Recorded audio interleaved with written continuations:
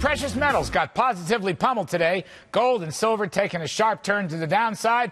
CNBC's own Sharon Epperson joins us now with all the gory details. Good evening, Sharon. Good evening, Larry. We're looking at silver prices right now that continue to tumble here in electronic trading. After the open outcry session ended, we've fallen another $5, but we're still off of the lows of the afternoon, which had that $40 handle. Keep in mind, we saw silver prices today post their biggest two-day loss since October of 2008. And as we look at the tumble here, much of it has to do with the fact that we have seen significant margin increases. The CME Group raising margin 3 times in the past week. Now $16,000 is the initial margin for one silver contract of 5,000 ounces. Gold is continuing to fall as well here in electronic trading, the third straight session for the slide in gold prices. And keep in mind, as you look at the holdings in SLV and GLD, the largest silver and gold ETFs, those holdings have slid along with prices in the last week as well. Hedge funds and speculators have already been taking some of their bets down on the silver space in particular. In fact, those bets were dramatically declined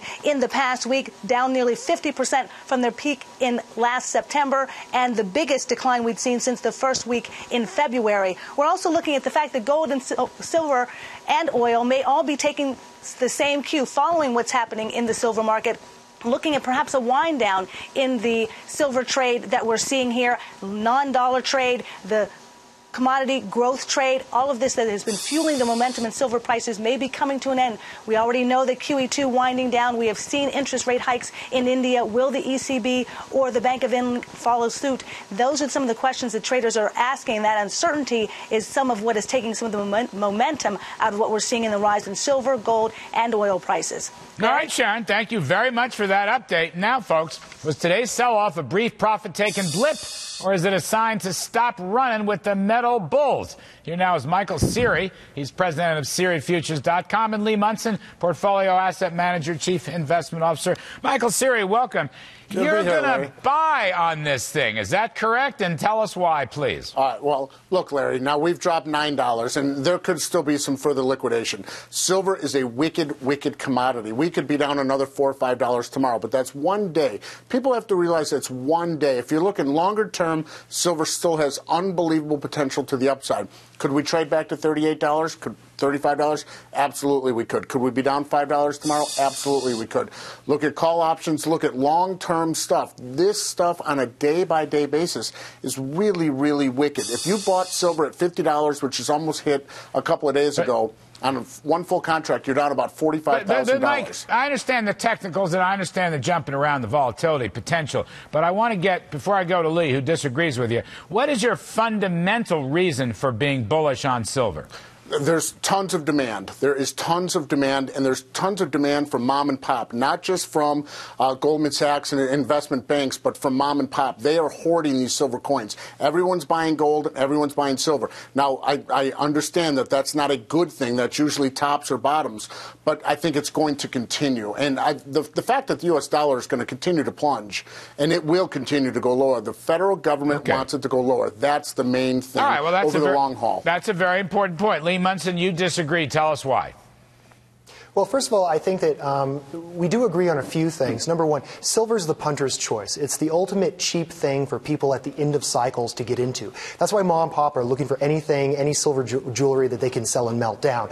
But you have to remember, silver tells us everything about gold, and I think what it said is the gold trade right now, it's dead. Not just from a technical perspective, and I agree, it's a wild metal, but because when the futures exchange raised those margin requirements, it was a speculator giving you a tell. So people have to remember, either those people they didn't have the money to cover their margin, so they had to sell, or if there were those that are betting on a weak dollar or betting on these long-term ideas called negative real interest rates, they didn't feel that it was worthwhile to stay in the trade.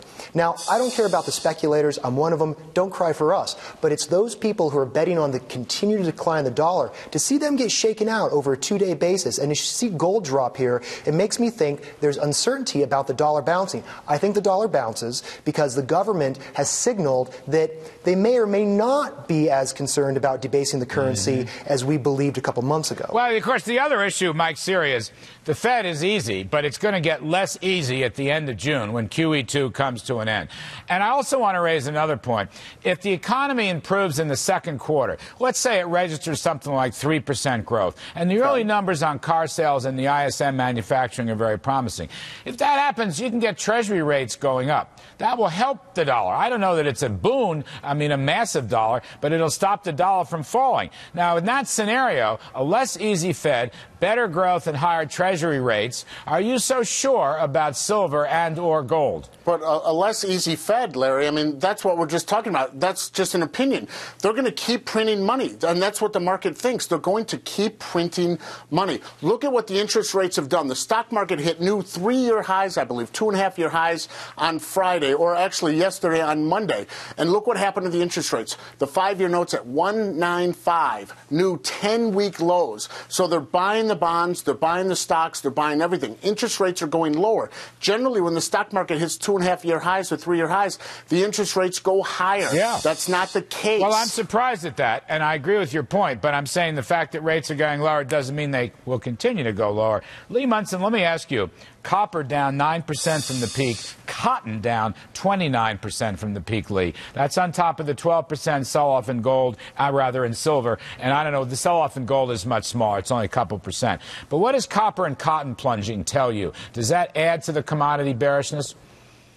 You know, I think it does, but I think that the copper and the cotton trades, that really has to do, in my opinion, that people are concerned about the dollar bouncing. Now, if we want to argue, and we'd love to, that's what makes this show awesome, about whether the dollar is going to continue to fall longer term, whether the Fed is going to print money or print less or print a little more. By the way, the Fed's always going to be printing money. That's what they do. The question is, are we going to see a short-term bounce in the dollar? Copper and cotton should have told you, even more so than silver, that speculators are very concerned about a dollar bounce. Just real quickly, on the end of this thing, are you selling the commodity group?